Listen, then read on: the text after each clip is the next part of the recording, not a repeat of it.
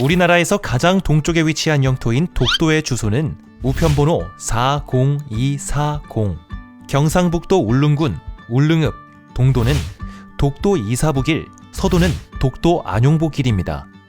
오늘 이렇게 독도 주소와 함께 영상을 시작하는 이유는 서도 주소에 이름을 남긴 우리 역사에서 가장 유명한 어부 안용복의 업적을 소개하기 위해서인데요. 그럼 함께 보시죠. 17세기 말 조선과 일본 사이에는 울릉도 쟁계라는 외교전이 있었습니다. 이는 명백한 우리 땅인 울릉도를 노린 일본의 탐욕에서 비롯되었는데요. 당시만 해도 일본은 사람이 살기에 척박한 독도가 아닌 자원이 풍부한 울릉도를 원했습니다. 무려 70여 년간 몰래 울릉도를 드나들며 해산물과 나무를 함부로 채취해갔죠. 게다가 독도는 울릉도에 속한 섬이어서 만약 울릉도를 뺏기면 독도도 함께 빼앗기는 상황이었죠. 그런데 1696년 일본은 울릉도와 독도가 조선의 영토라는 사실을 확실하게 인정했는데요. 이런 결과가 나올 수 있었던 건 바로 두 차례나 일본에 다녀온 안용복의 거침없는 활약 덕분이었습니다.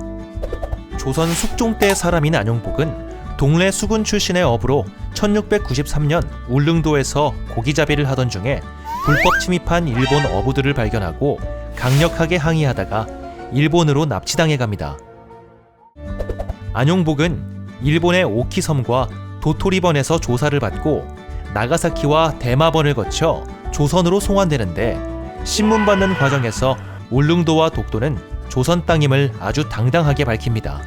그러자 울릉도와 독도가 본디 조선 땅이라는 사실을 알고 있던 도토리번과는 달리 오랫동안 울릉도를 탐내온 대마번에서는 안용복을 죄인 취급하며 동네에 있는 외관으로 데려가 감금하죠.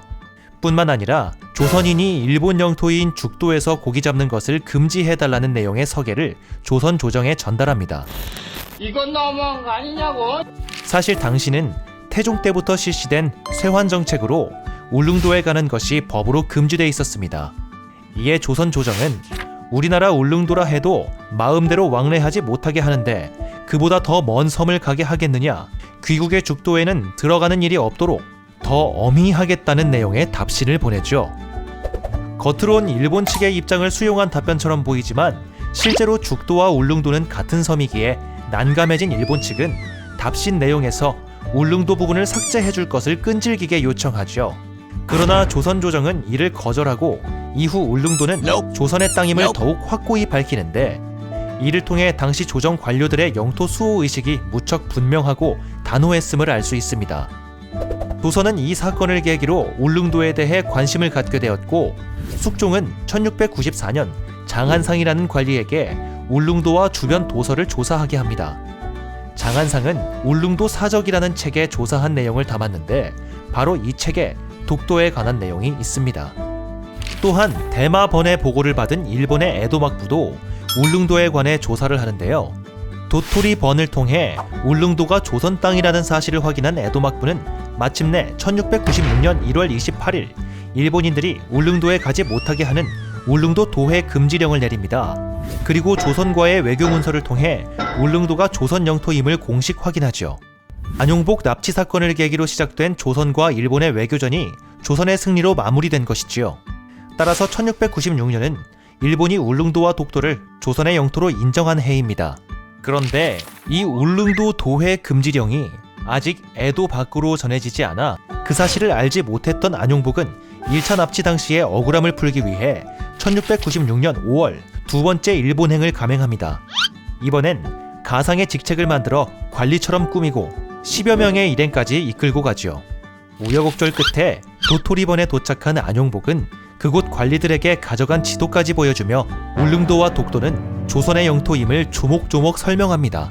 안용복의 소식을 접한 에도 막부는 그제야 도토리번에 울릉도 도회 금지령을 전달하죠. 민간인 어부였던 안용복의 높은 기계와 활약은 결국 일본이 울릉도와 독도를 조선의 영토로 인정하는 계기가 되었는데요.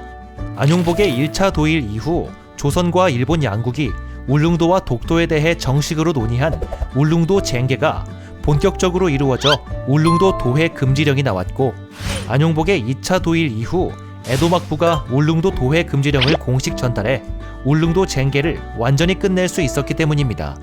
또한 이 울릉도 도회 금지령은 울릉도의 부속섬인 독도에도 일본인은 접근할 수 없다는 중요한 의미를 함께 담고 있죠. 이후 조선 조정은 오래도록 손을 놓고 있던 울릉도 문제에 대해 경각심을 갖고 1699년부터 주기적으로 관리를 파견해 울릉도를 순찰하는 수토 정책을 실시하게 됩니다. 일본에서 돌아온 뒤 유배형을 받은 후 안용복의 소식은 더 이상 전해지지 않지만 우리 후손들은 2차례나 일본에 건너가 울릉도와 독도를 수호한 용감한 영웅이자 자랑스러운 민간 외교관으로 영원히 그를 기억할 것입니다. 자, 그럼 오늘 영상에서는 이 내용을 딱 기억하세요. 독도 안용복 길은 울릉도와 독도 수호에 헌신한 안용복의 높은 기계와 정신을 고스란히 담고 있다. 보물섬 독도TV